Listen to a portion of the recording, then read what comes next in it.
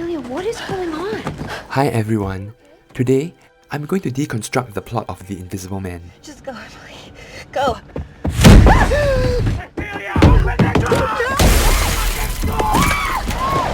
The Invisible Man is not your typical horror film. It lacks the cheap jump scares, the try-hard disfigured faces, and the exaggerated spewing of blood.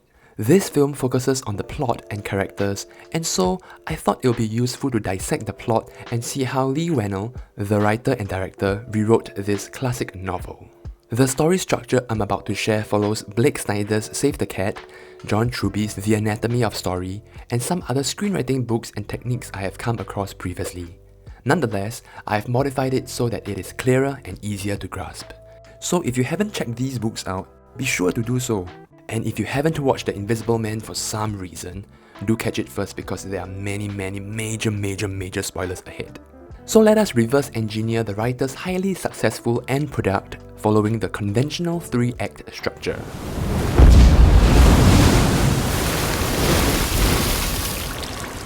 Now, in the first act, we have 3 major story beats to hit: the setup, inciting incident, and the debate.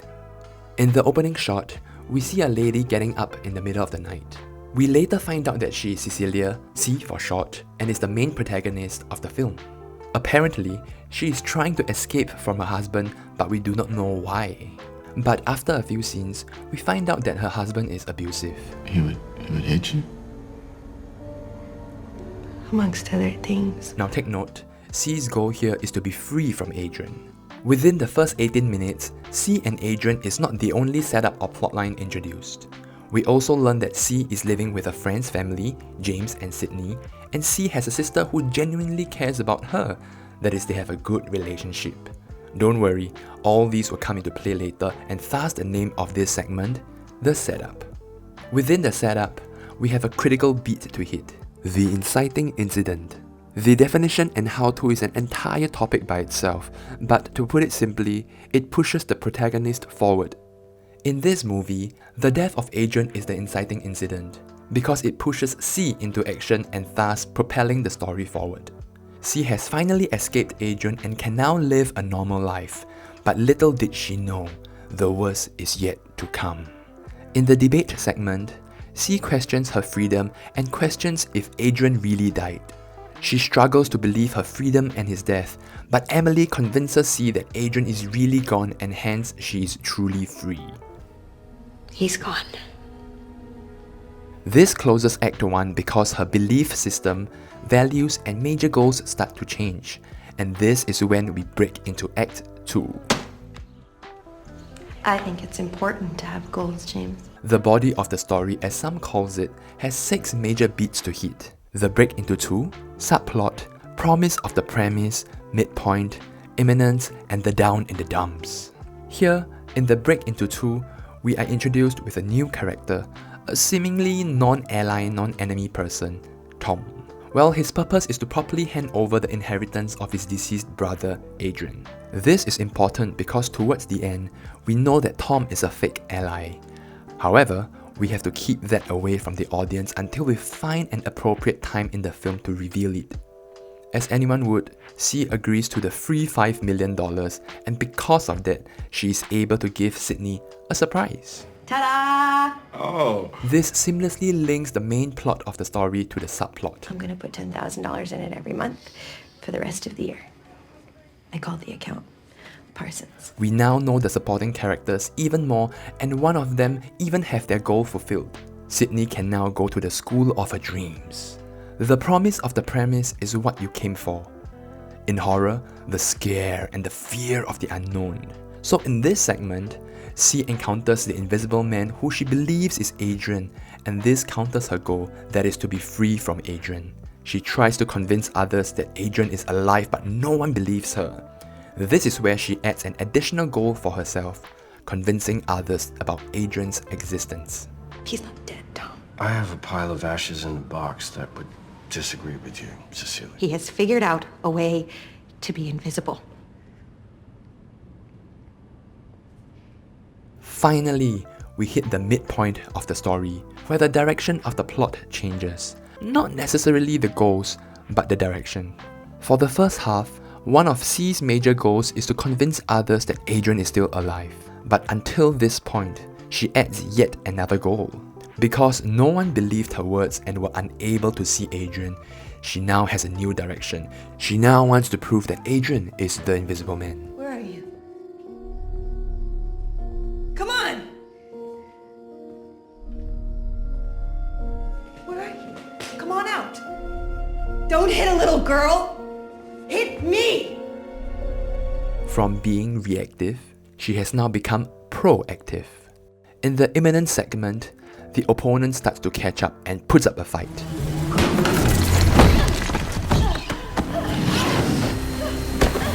She fights and fights for herself, but eventually she loses the fight. In this film, C is tragically accused for the murder of her sister, Emily, and hence thrown into mental hospital, losing all hope in fulfilling her goals. Ironically, her situation at that moment is the inverse of her goal to be free. C goes downhill from here and reaches rock bottom when she discovers that Tom is a fake ally and an antagonist as well. From confirming the existence of Adrian, which is the highest point she has ever been, she is now locked away in a mental hospital, plummeting to the lowest point she has ever been. And that, ladies and gentlemen, concludes Act 2. But the show is far from over. We break into 3, have a battle, and finish it with a resolution. As we break into the third act, C comes out with a new plan, a new major goal. She now wants Adrian dead. By killing herself, she goes head-on with Adrian indirectly, because this kills the antagonist's goal as well. Just look at how the tables have turned. C is now a threat to Adrian's goal, which brings us to the battleground. Adrian reveals himself and C attempts to kill him instantly, and they continue to fight until the antagonist has a new plan. Because he cannot hurt C, he intends to hurt the one C loves, that is, Sydney. Now this is the final point where the subplot merges with the main plot. After another action-packed sequence, we finally reach the resolution. C unmasks the Invisible Man only to realize that it is not Adrian, but it is Tom. Plot twist. Tom is the Invisible Man? But is it? Well, here we see a reversal.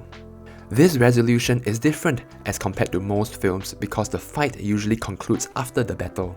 However, in this case, the fight falsely concludes after the battle due to the reversal, which means that the story continues. If we take a look at C's goals, to be free from Adrian, she has not fulfilled it. Her other goal, to prove that Adrian is the Invisible Man, was not fulfilled either. Looks like she went back to square one. And of course, her third goal, to kill Adrian, is not fulfilled. Yet. The final sequence is important because we finally see her goals fulfilled. But how?